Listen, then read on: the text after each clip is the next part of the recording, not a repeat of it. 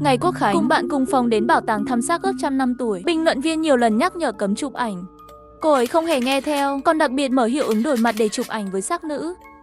Sau đó, bạn cùng phòng ngày càng gầy đi, xác phụ nữ trong bảo tàng ngày càng đầy. Khi chụp ảnh lần đầu tiên, người quản lý chạy tới, trực tiếp đưa tay ra chặn ống kính của cô ta. Xin lỗi, ở đây không được chụp ảnh. Xin vui lòng tuân thủ quy định của bảo tàng, cũng có trách nhiệm với chính bạn. Nói xong hắn còn chỉ vào bảng cảnh báo bên cạnh. Lý Nham cười gật đầu, hứa với người ta, nhưng khi người đó bỏ đi, hắn lại mở điện thoại. Phía trước phía sau chụp liên tiếp mấy cái. Chụp một hình không nể nang ai. Người phụ nữ đó, tôi nhìn, tôi lại nhìn, nhưng cô ấy không để ý, lấy ảnh cho tôi xem.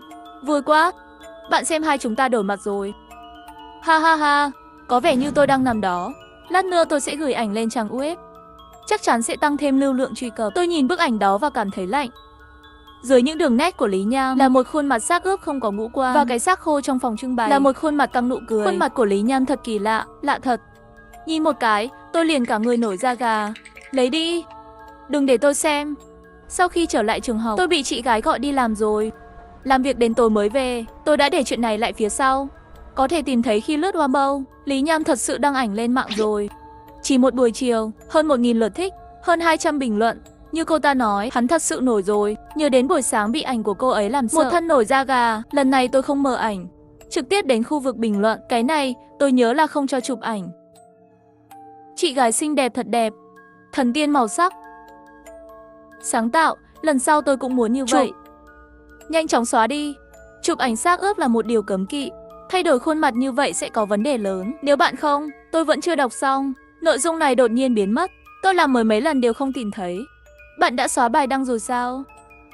Không, lần đầu tiên va dân. Tiếp tục tăng, tôi giỏi quá đi. Vậy tại sao tôi không nhìn thấy? Lý Nham cau mày mở điện thoại ra. Sau đó tức giận nói. Bị chặn rồi sao? Vi phạm rồi, nhìn cô ta tức giận.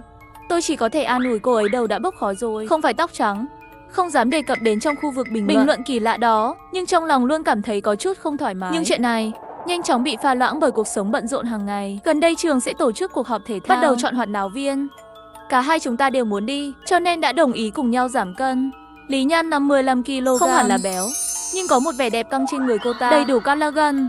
Sắc đẹp của cô ấy chắc chắn là đứng đầu trong trường, nhưng cô ấy luôn theo đuổi vẻ đẹp xương sầu đó. Vì vậy, cân nặng mục tiêu của anh ấy là 35 kg. Thuốc giảm cân, cô ấy đã thử tất cả các lớp giảm cân, không bao giờ giảm cân nhiều. Lần này hai chúng tôi đã quyết định phải vào đội cổ vũ. Hàng ngày mồng 6 giờ sáng, hai chúng tôi thức dậy đúng giờ, chạy trên sân tập khi bụng đói. Bữa sáng đến nhà ăn uống một cốc sữa đậu nành, ăn một cốc ngô. Buổi trưa sẽ ăn nhiều hơn một chút, sau đó buổi tối không ăn nữa. Chỉ như vậy người không người, mà không ma qua một tuần. Khi lên cân, tôi giảm được 2 cân, mà Lý Nham giảm được 5 cân. Thật không công bằng. Cô ấy rất vui, tự hào nói với tôi không có cách nào. Bản công chúa chính là dễ gây thể chất, giảm cân, ép chất người cũng không đến mức đó. Nhưng tôi không hiểu. Hai chúng ta ăn giống nhau, thể thao cũng vậy, sao lại kém hiệu của một nửa? Để đuổi theo càng sớm càng tốt, thay đổi một phương pháp giảm cân biến thái hơn. Luật giảm cân Harvard, mỗi ngày chỉ ăn rau hoặc trái cây. Mà Lý Nham vì hiệu quả giảm cân tốt, bắt đầu thư giãn. Buổi sáng chạy bộ, cơ bản không, đôi khi còn ăn tối. Cô ấy dưỡng ẩm qua một tuần, tôi suýt chết đói. Nhưng đến cuối tuần vừa lên cân vừa rời khỏi một phổ lớn, tôi chỉ giảm được 1 cân, và cô ấy đã giảm được 10 cân. Lý Nham, cậu uống thuốc nhuận tràng rồi? Không, nhưng gần đây đúng là gầy đi hơi nhanh. Quần đã có vẻ to. Hắn đến và bóc miếng thịt trên bụng tôi. Hiệu quả của bạn cũng tốt, cố lên. Nói xong còn lấy điện thoại di động ra, bắt đầu đặt hàng mang đi. Tôi gầy quá rồi.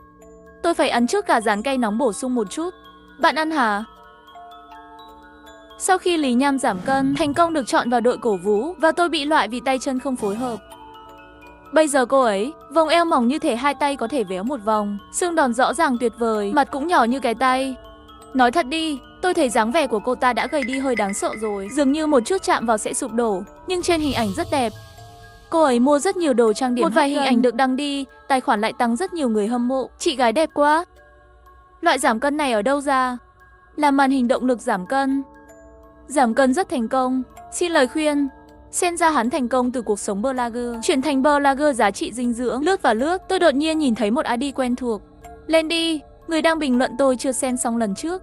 Không kịp, tự cầu phúc đi. Trong một số đánh giá tốt của người xem, bình luận của hắn có vẻ hơi chói mắt, gây ra phản hồi của vài người hâm mộ, ghen ăn tức ở, nói hắn nhiều chuyện, nói hắn có bệnh, chu người ta bị ung thư. Lần trước hắn nói chụp ảnh xác ướp là phạm phải cấm kỵ, bây giờ lại nói tự cầu nhiều phúc. Thật khó để tôi không nghĩ về nó. Nghĩ đi nghĩ lại vẫn không nhịn được tin tưởng hắn một cách riêng tư. Xin chào, tôi muốn hỏi, bạn nói tự cầu phúc là sao? Có liên quan gì đến việc chụp ảnh xác ướp không? Không ngờ tôi vừa gửi đi, đã nhận được câu trả lời của anh ấy. Là bạn sao? Không, tôi là bạn tốt của cô ấy. Bảo tôi liên hệ với bạn.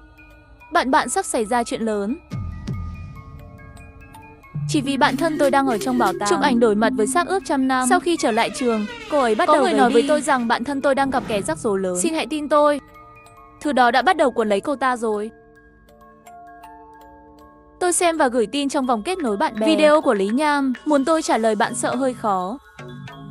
Cô ấy đã đắm chìm trong niềm vui giảm cân thành công, không thể tự giải thoát. Lúc Lý Nham về đã hơn 12 giờ tối rồi. Hai bạn cùng phòng khác đi ngủ sớm. Tôi lặng lẽ cô anh ta ra hành lang nói chuyện.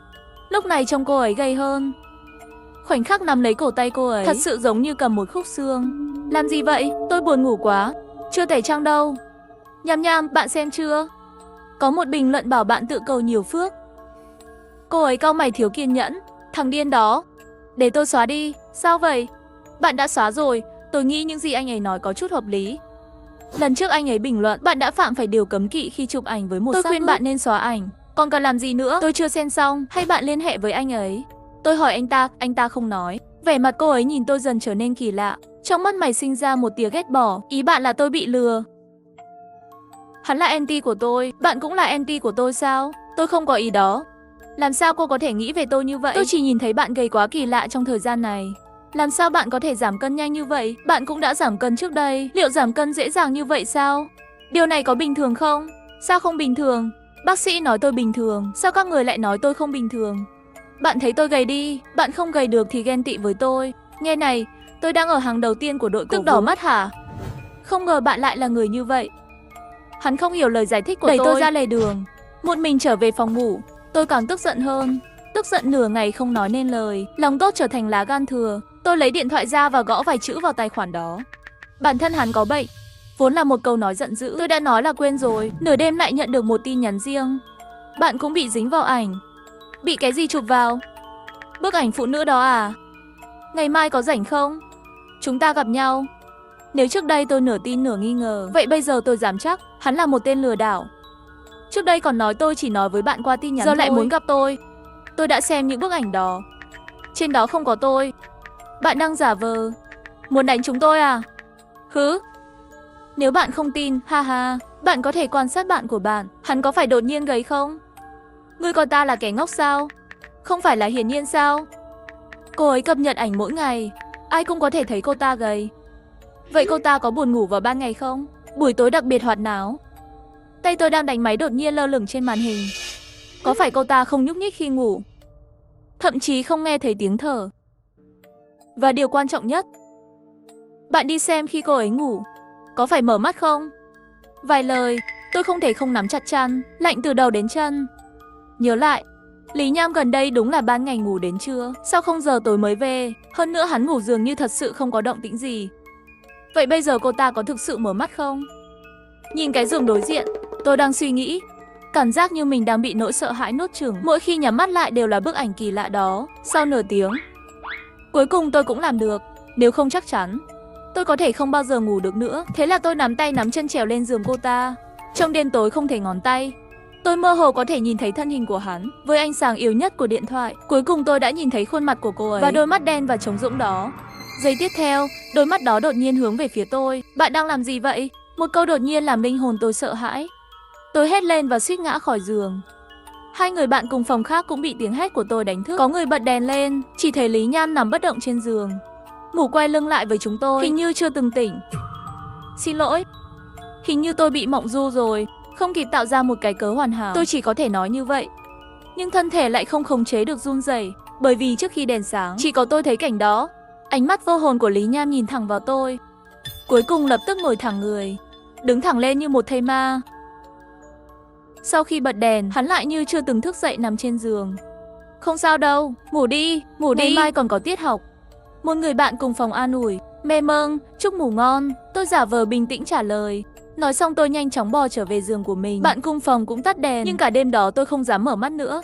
Bởi vì tôi luôn cảm thấy có một đôi mắt đang nhìn thẳng vào tôi.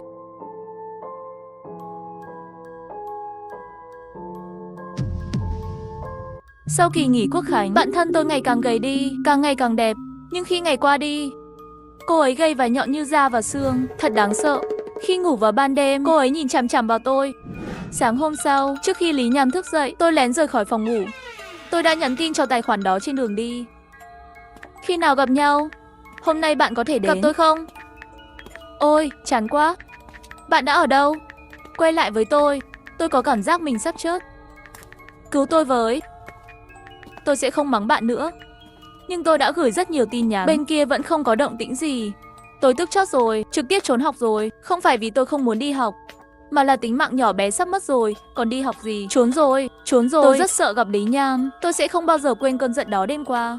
Nếu không tôi sẽ tự kết thúc trước. Không thì mọi người đều là quỷ, ai cũng sợ, rồi ai phục địch. Ha ha ha, quên đi. Đinh dong, cuối cùng cũng trả lời tin nhắn của tôi. Vừa tỉnh dậy tôi gõ. Tôi đang ở trên đường dây và đã ngủ cho đến bây giờ. Cứu tôi với. Hôm qua bạn nói đúng, cô ấy ngủ mắt mở. Và tôi đã nhìn trộm cô ta đêm qua và cô ta đã bắt được tôi. Giờ thì sao? Tôi có chết không? Hắn không đánh được bạn, đừng sợ. Bây giờ vấn đề bạn nên quan tâm là cô ta có chụp được bạn không? Tôi đã xem ảnh trên trang chủ của bạn, cảm thấy điều gì đó kỳ lạ. Tôi nghi ngờ bạn cũng bị chụp ảnh. Tay tôi không ngừng run. Tôi bị chụp rồi. Bên cạnh tôi cũng có những thứ kỳ lạ. Sao tôi lại không biết? Tôi nhìn chằm chằm vào câu cuối cùng anh ấy gửi đến, lạc vào suy nghĩ. Đừng sợ, còn có cách cứu. Nhanh chóng tìm ảnh, xóa hoàn toàn. Tôi nhờ bạn bè và gia đình tìm hiểu thêm. Chỉ biết anh ta có biệt danh kẻ gây rối. Hắn gửi tin nhắn đầu tiên. Chụp ảnh với xác chết sẽ ảnh hưởng đến sự yên bình con người, dẫn đến xui xẻo. Xác ướp nữ 100 năm trong bảo tàng, hơn nữa là thân thể âm. Thay đổi khuôn mặt để chụp ảnh là thiếu tôn trọng cô ấy. Sự oán giận của người chết, người sống không được bình an. Nếu bạn có thể xóa ảnh kịp thời, lại tìm được cao nhân giải trừ, có thể tránh được một đại nạn. Chắc bạn thân bạn đã chụp ảnh bạn và cô ta. Vì vậy, bạn có thể nhìn thấy rõ ràng đêm qua. Người đó vẫn có thể nghe thấy bạn đấy. Ưu tiên hàng đầu, bạn phải nhanh chóng tìm ra bức ảnh đó, xóa sạch. Bên này tôi sẽ kiểm tra lại sự xuất hiện của người xác ướp đó. Chúc bạn vượt qua vụ này. Bạn thân của bạn hiện là một xác 2 người. Hắn còn chưa có khả năng trực tiếp hại người. Bạn chỉ cần chú ý, khi xác chết nhập thân thể vào ban đêm, đừng nói chuyện với cô ta. Bất kể cô ta nói gì, làm gì cũng đừng để ý đến cô ta. Hoàn toàn phớt lờ hắn. Vào ban ngày, khi bạn của bạn lấy lại cơ thể, sẽ không làm hại bạn. Nhưng sự nổi tiếng sẽ ngày càng yếu đi, cho đến khi nó được pha loãng hoàn toàn. Vậy bạn thân của tôi còn được cứu không? Hắn chỉ trả lời 4 chữ nghiệp chướng. Tôi đã ngồi ở quảng trường cả ngày, nhìn trời tối dần từng chút một, nghĩ lại chuyện tối qua. Tôi chắc chắn, người mà tôi đã cãi nhau ở hành lang đêm qua, có khi xác Lý Nham chứ không phải cô ấy. Cách cô ấy nói và đi, giống hệt như Lý Nham. Lúc đó là 12:30, nói cách khác là trước 12 giờ rưỡi. Lý Nham thật hay là Lý Nham giả? Và khi tôi trèo lên giường cô ấy đã hơn 2 giờ rồi. Lúc đó cô ấy đã không đúng rồi. Vì vậy, tính đến ngày hôm qua, thời điểm chuyển đổi thân xác, từ 12 giờ rưỡi đến 2 giờ. Có thể hôm nay sẽ sớm hơn, nhưng bây giờ là 6 giờ chiều, phải an toàn. Nghĩ đến đây, tôi đi thẳng đến sân trường, tìm thấy Lý Nham đang tập cổ vũ. Cô ta nổi bật trong đám đông. So với sức trẻ của người khác, hắn chỉ còn lại một khúc xương, mặt hắn cũng hoàn toàn hốc hác. Rất khác so với bản gốc. Huấn luyện viên của họ mắng cô ta, bảo cô ta nhanh chóng tăng cân, nếu không béo đến 50 cân thì phải đổi việc cô ta. Cô ấy gật đầu mạnh mẽ, nhưng tôi biết cô ấy không thể béo trở lại. Khi họ nghỉ ngơi, tôi nhánh lại. Nham nham, tôi đưa cho cô ấy một tách trà sữa. Hắn nhìn tôi không tốt, tức giận nói. Cười tôi sao? Vui khi nghe tôi bị huấn luyện mắng. Tôi xin lỗi vì những gì tôi đã nói hôm qua. Ai ngờ cô ta làm đổ trà sữa của tôi. Đừng đạo đức giả ở đây nữa, không phải bạn đã nghe hết rồi sao? Huấn luyện viên sẽ đá tôi ra khỏi đội cổ vũ. Giờ bạn có hạnh phúc không? Nói xong đứng dậy rồi đi. Hắn quên điện thoại khi đi. Tôi đã nhập mật khẩu 2 lần, vô tình mở album ảnh của cô ấy. Gần đây cô ấy mở tài khoản, thật sự chụp quá nhiều ảnh rồi. Tôi đã tìm rất lâu rồi không tìm thấy ảnh của người phụ nữ. Lướt và lướt, tôi đã thấy một bộ ảnh khác thậm chí còn tuyệt vời hơn. Những bức ảnh tôi thay quần áo, có hình ảnh tắm, Ảnh riêng tư của các cô gái, hàng trăm ảnh riêng tư, bao gồm gần như tất cả các cô gái xung quanh chúng tôi. Tôi chợt nhớ ra cô ấy nói, cô ta có một tài khoản cá nhân đặc biệt kiếm tiền. Vì vậy, số tiền cô ấy kiếm được bằng cách bán ảnh riêng tư của chúng tôi. Cho đến lúc này, tôi đột nhiên hiểu được câu nói cuối cùng phiền phức.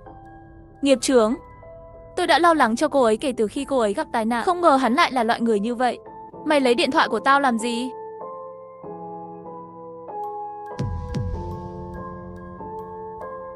Bạn đã chụp ảnh riêng tư của tôi, và tôi chỉ có thể tức, bởi vì tôi biết cô ấy sẽ sớm thôi. Mày làm gì với điện thoại của tao? Trả lại cho tao. Tôi cố nén sự tức giận và sốc. Trong tình huống này, tôi không thể cãi nhau với cô ta. Trước tiên cần tìm ảnh của tôi trong điện thoại của cô ta. Tôi cũng mới phát hiện ra, đang muốn gửi cho bạn. Giọng hắn vẫn còn kiêu ngạo, như thể tôi là kẻ thù của hắn. Không cần mày tốt bụng như vậy. Nói xong hắn giật điện thoại, không quay đầu lại. Trên đường trở về, tôi đã rất hoảng hốt. Gọi điện thoại cho kẻ gây rối. Rắc rối rồi, tôi không tìm thấy bức ảnh tôi được chụp ở bảo tàng. Nhưng tôi đã phát hiện ra, hắn đã chụp rất nhiều ảnh riêng tư của tôi. Người phụ nữ này thật kinh khủng. Tôi từng rất thân với cô ấy. Không ngờ hắn lại là loại người như vậy. Vì vậy, tôi nói nghiệp chướng. Đây là kết cục hắn không tôn trọng người khác. Ngày mai tôi sẽ đến gặp bạn để hỏi về người này. Vào buổi tối nhất định phải chú ý. Tôi đã nói rồi, khi xác ướp kiểm soát cơ thể, nhất định đừng để ý đến cô ta. Vượt qua đêm nay, ngày mai tôi sẽ có cách kiểm soát hắn. Được rồi, tôi biết rồi. Sau đó tôi sắp xếp lại cảm xúc, giả vờ như không có gì xảy ra, trở lại cái phòng ngủ đáng sợ đó. Chào bạn cùng phòng khác. Thật sự không nói nên lời, trực tiếp lên giường. Điều đáng ngạc nhiên là Lý Nham hôm nay về cũng rất sớm. Và hôm nay cô ấy đi ngủ trước 11 giờ. Chẳng lẽ thời gian xác ướp thống trị đã sớm hơn rồi sao? Tôi cũng nhắm mắt lại và giả vờ ngủ. Chỉ cần vượt qua đêm nay, chờ ngày mai kẻ rắc rối đến là được rồi. Nhưng lúc đó tôi không biết đêm nay khó khăn thế nào. Tôi nhắm mắt không ngủ. Sau khi Lý Nham lên giường, không còn âm thanh nào nữa. Tôi thực sự nghi ngờ cô ta đã vào trạng thái xác chết rồi. Có lẽ bây giờ sẽ nhanh hơn một chút. Khi cuối cùng tôi cũng cảm thấy buồn ngủ, chiếc giường đối diện có tiếng động. Hình như bật dậy. Tiếng động đó càng ngày càng gần tôi, cho đến cuối cùng giường của tôi hơi rung. Hắn trèo lên giường tôi vứt đi. Trong đầu tôi cứ thầm nghĩ, kẻ rắc rối nói gì với tôi? Hắn không thể làm tổn thương tôi, hắn không thể hại tôi, hắn không thể hại tôi. Tôi cảm thấy cô ấy dừng lại bên cạnh tôi. Tôi nhắm mắt không dám động đến cô ta. Tôi hơi sợ. Từ từ, tôi ngủ với bạn được không? Tất cả lông trên cơ thể tôi đều dựng đứng. Lý Nham sẽ không bao giờ gọi tôi là tiểu tư tư. Cô ấy sẽ không nói chuyện với tôi nhẹ nhàng như vậy đâu. Nếu bạn không nói chuyện, từ từ, tôi sẽ coi như bạn đồng ý. Và cô ta đưa tay qua cổ tôi, cứ thế ôm lấy tôi, ngủ bên cạnh tôi. Trái tim tôi đột nhiên nhớ ra, nhưng tôi không thể làm gì cả, thân thể cứng đờ bất động. Để cô ấy ôm. Tôi cảm thấy cái lạnh trên người cô ấy. Đó không phải là nhiệt độ của con người, và cô ấy thực sự không thở. Đêm nay còn dài hơn cả nửa đời trước của tôi. Có lẽ là trời phù hộ, hắn đã lấy lại được xác trước khi trời sáng. Từ từ trở về giường của mình, thức dậy như không có gì xảy ra. 6 giờ sáng, Lý Nham vẫn đang ngủ. Tôi là người đầu tiên xuống giường, không thể chờ đợi để gửi tin nhắn cho kẻ rắc rối. Gặp nhau ngay đi. Tôi không thể đợi đến 12 giờ. Không ngờ sớm nhận được hồi âm. Trong trí tưởng tượng của tôi, kẻ rắc rối hẳn là một tên trung niên, có thể có một bộ da mép, giống như đạo sĩ trên TV. Nhưng ngồi trước mặt tôi là một người mặc đồng phục đại học. Cậu bé tóc xanh mặt trắng. Bạn là kẻ rắc rối. Memon, bạn thật sự nói dối tôi phải không? Các bạn đang quay chương trình lừa đảo à? Camera đâu? Ôi, bạn có phiền không? Lát nữa tôi không cứu bạn thì tốt nhé. Làm ơn cứu tôi với. Vậy khi nào bạn đưa tôi đi diệt quỷ? Người pháp thuật giỏi không? Có cần gọi sư phụ đến đây không? Hắn thở dài. Tôi trốn học. Bạn lại chỉ hoãn thời gian như vậy. Tôi thực sự không quan tâm đến bạn nữa. Đừng, anh đẹp trai. Tôi tin anh. Tôi đưa hắn đến lớp học. Tôi không chắc Lý Nham sẽ đến lớp này, bởi vì gần đây cô ấy thường xuyên trốn học. Nhưng anh ấy rất chắc chắn, hắn nói sẽ tới. Quả nhiên, vào giây cuối cùng cô giáo đóng cửa lại. Lý Nham thật sự đứng ở cửa phòng học. Cậu trẻ đẹp trai tên gì? Gọi tôi là nồi kẻ rắc rối. Một ngày không gặp, Lý Nham hình như lại giảm cân rất nhiều, trông giống như bạch cốt tinh. Tôi đến bên cạnh kẻ rắc rối. Cậu ấy thế nào? Mở miệng nói 80% rồi. Phải không? Hắn gật đầu. Tôi dù không thích cô ấy, nhưng thấy hắn tôi xứng đáng. Nhưng đột nhiên nghe được tin tức này, nhìn thấy cô ta như thế này, vẫn là một tiếng thở dài. Quá trẻ, đẹp quá, nhưng lại kết thúc như thế này. Kẻ rắc rối hình như nhìn ra những gì tôi nghĩ, gõ vào đầu tôi. Đừng thương hại cô ta. Nếu không tìm thấy anh, người tiếp theo là bạn. Trong giờ giải lao, hắn đột nhiên bỏ tôi lại gần Lý Nham. Mỉm cười, nhẹ nhàng vỗ vào cổ Lý Nham, tặng búp bê dễ thương. Đợi bạn lâu lắm rồi. Cuối cùng cũng đến gặp được bạn. Món quà này, bạn có thể nhận không? Người đẹp nhìn tôi một cái, lại nhìn xem phiền toái. Tôi nhanh chóng lên trước giúp nói. Đây là em họ tôi. Cậu ấy đã tìm thấy bạn trên mạng, rất thích bạn. Tôi nói chúng ta là bạn cùng phòng. Cậu ấy cứ cầu xin tôi gặp bạn. Lý Nham hẳn là tin rồi. Vẻ mặt cảnh giác cuối cùng cũng buông lỏng. Kẻ rắc rối mỉm cười, lấy con búp bê. Nhưng khi chúng ta đi xa, tôi tận mắt nhìn thấy hắn bỏ con búp bê vào thùng rác. Tôi phải quay lại lớp. Tối nay xác ướp sẽ không thức dậy. Nhưng bạn phải tỉnh táo. Tối nay là cơ hội cuối cùng để xóa ảnh của bạn. Nhưng cô ta làm mất con búp bê rồi. Ai nói tôi bỏ thủ thuật lớn vào búp bê? Tôi dựa vào cái này. Tấm phù siêu nhỏ tí hon. Đêm xuống, như kẻ rắc rối đã nói. Giường của Lý Nham không có động tĩnh gì. Tôi xác nhận là mọi bạn cùng phòng đều đã ngủ. Tôi từ từ xuống giường, giả vờ đi vệ sinh. Lúc đi ngang qua giường Lý Nham, nhón chân cẩn thận mò mẫm bên gối cô ta. Khoảnh khắc ngón tay tôi chạm vào điện thoại, một bàn tay trực tiếp đặt trên tay tôi.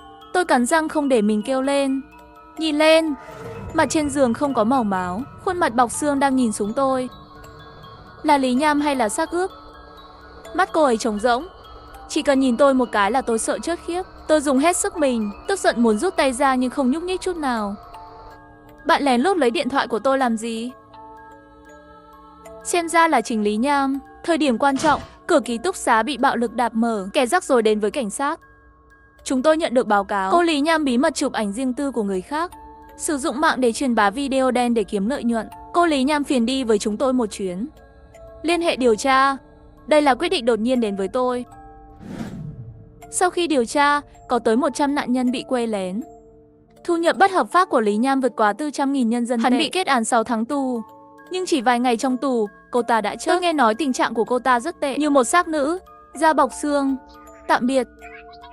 Hắn nói, hắn không nhìn thấy thứ gì bẩn thỉu trên người tôi nữa. Chắc là ảnh bị cảnh sát làm sạch rồi. Tôi đã được cứu.